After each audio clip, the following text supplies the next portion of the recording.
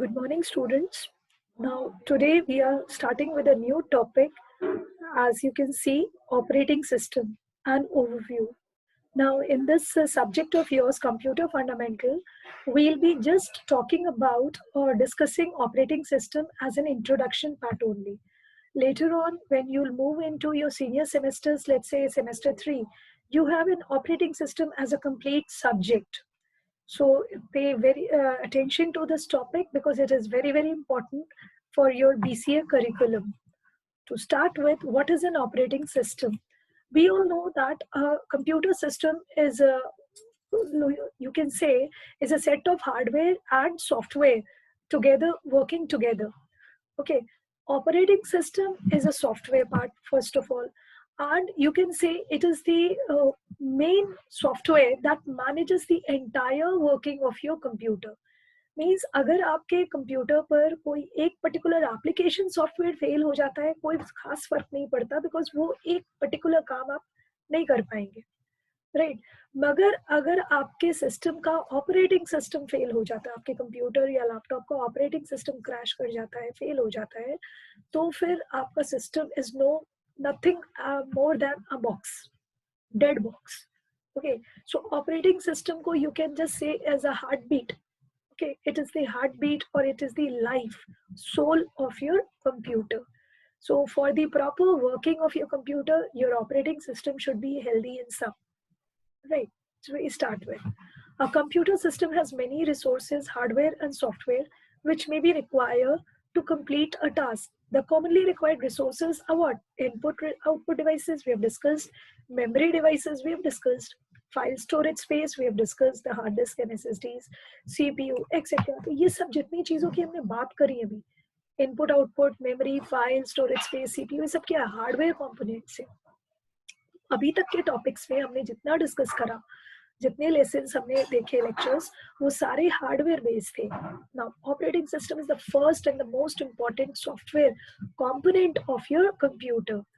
The operating system acts as a manager of the above resources and allocates them to specific programs and users whenever necessary to perform a particular task. So you could say it is a floor manager kind of a thing. Okay, ये सब decide करते हैं कि किसको क्या, कितना, कब, कितने time के लिए देना है. Therefore, operating system is a resource manager. That is, it can manage the resources of a computer system internally. Next, the operating system is a set of special programs that run on a computer system that allows it to work properly. ये clear definition है operating system की.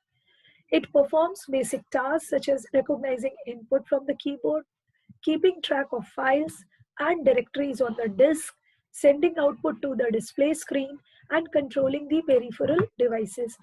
This is the one complete definition of what is an operating system.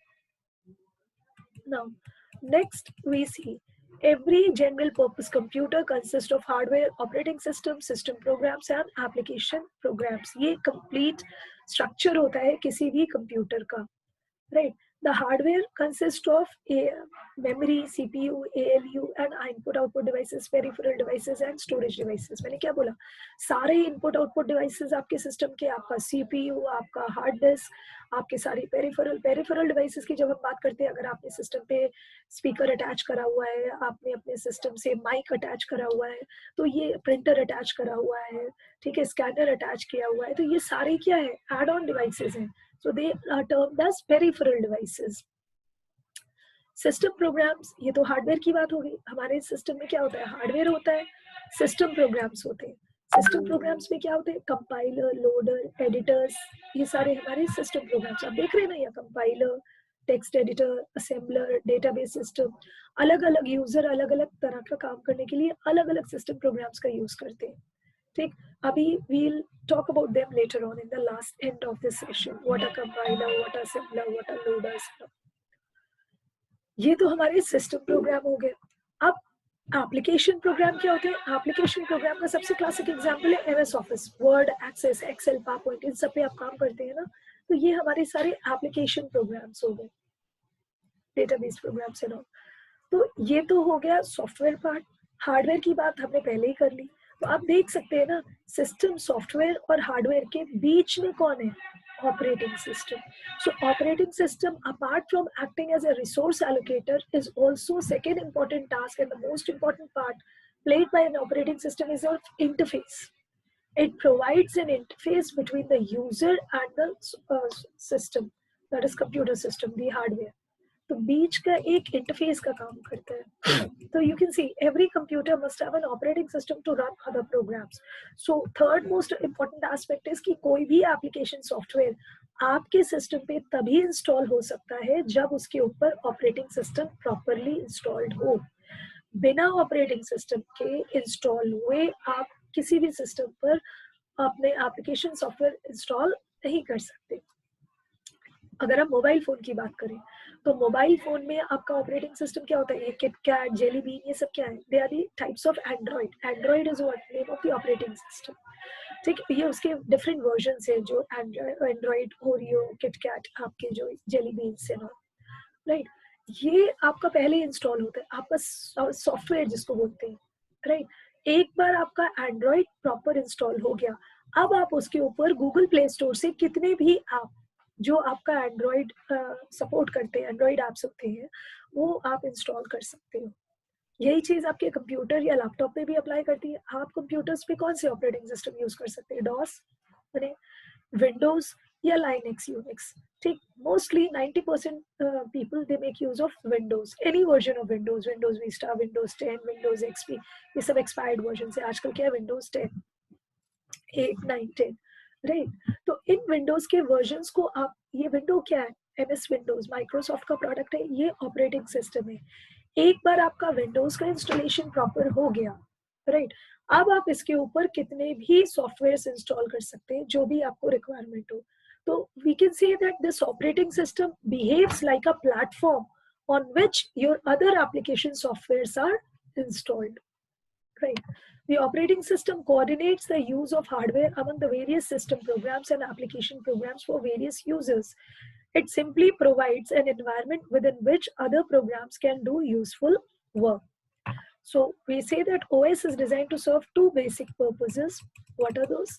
It controls the allocation and use of computer resources as a resource allocator behave करता है, and it provides an interface between computer hardware and the programmer, right, that simplifies and makes feasible for coding, creation, debugging of application programs.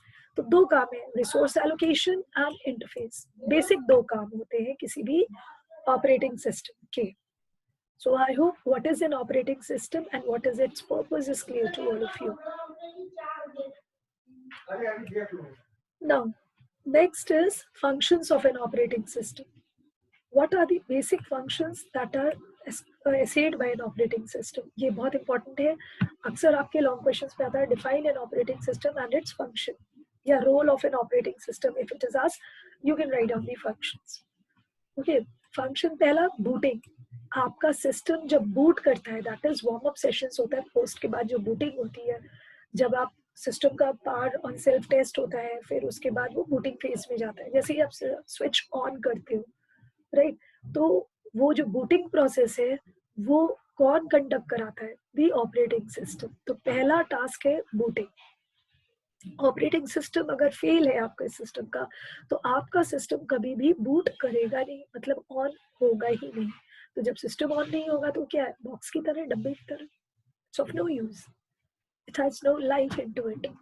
Second, it performs basic computer tasks, that is managing various peripheral devices. सारे input output devices पे आपके control करता है.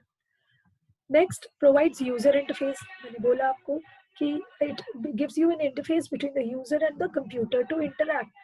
Like DOS की बात करें तो CLI interface, that is command line interface होता है, या CUI, command user interface, जहाँ पे यूजर हर एक काम को करने के लिए एक कमांड इशू करता है.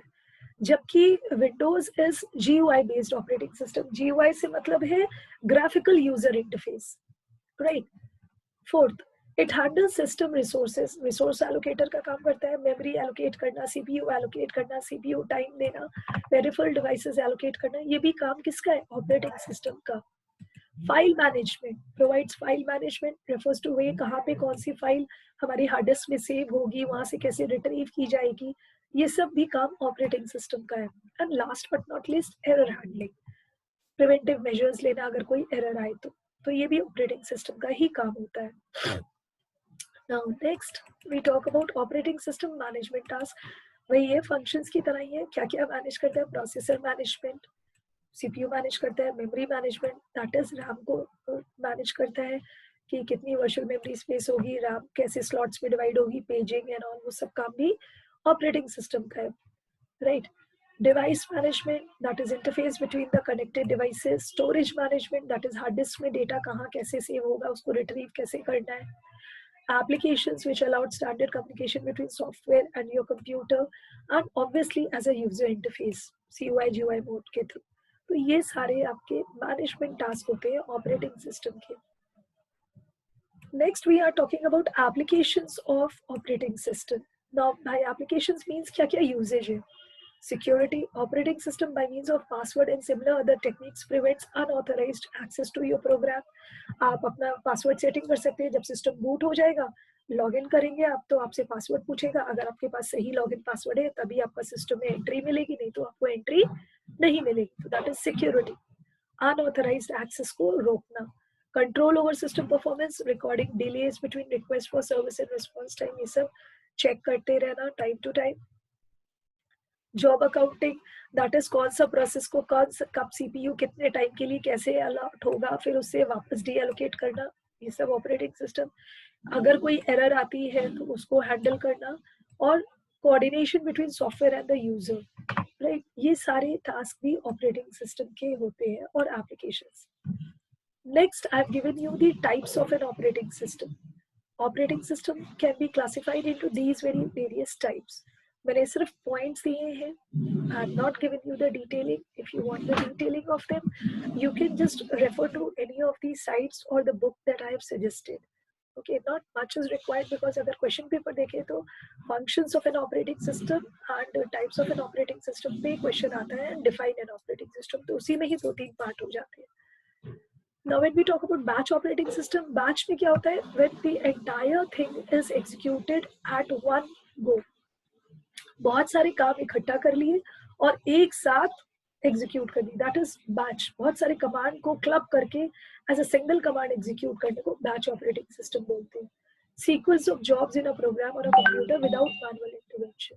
Time sharing operating system that allows many users to share the resources. Distributed manages a group of different computers and make a appear to be a single computer. That is Unix. Unix is a distributed operating system because or a time sharing.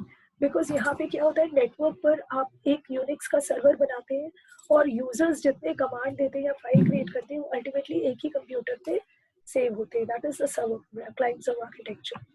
Network operating system running in different operating system. Computers running in different operating system can participate in a common network. Windows के जितने operating system है वो सारे network operating system है because networking can be done through Windows. And RTOS, real-time operating system, it is meant for basically your 5th generation computers in AI. There you make use of real-time operating systems. Examples: Windows है, GUI based for PCs, Linux, okay, for workstations, personals या आपको client server architecture में use करते हो Linux या Unix. Mac operating system Macintosh machine के लिए use होता है. एंड्रॉइड आपका गूगल का ऑपरेटिंग सिस्टम है, फोन्स, टैबलेट, स्मार्ट वॉचेस में यूज होता है. iOS इज फॉर एप्पल के जो iPads होते हैं, आईफोन्स होते हैं या iPods होते हैं, उसमें iOS यूज होता है. That is operating system for Apple's handheld devices. Okay, Macintosh is also a Apple technology, but that is for desktop and laptops. तो वहाँ पे जो operating system use होता है Apple के desktop और laptop में, that is known as Mac operating system. तो ये questions पूछे जाते हैं. Mac OS और iOS में क्या difference है? Mac OS is for Apple desktop and Macintosh laptops, right? जबकि iOS is for Apple's iPad, iPod और iPhones. So I think that's all for today. काफी हो गया है. बाकी rest of the chapter I'll cover in the next live video. So if you have any points to be rediscussed, you may just go through this video. note down your points and we can discuss them in our next live session. Thank you.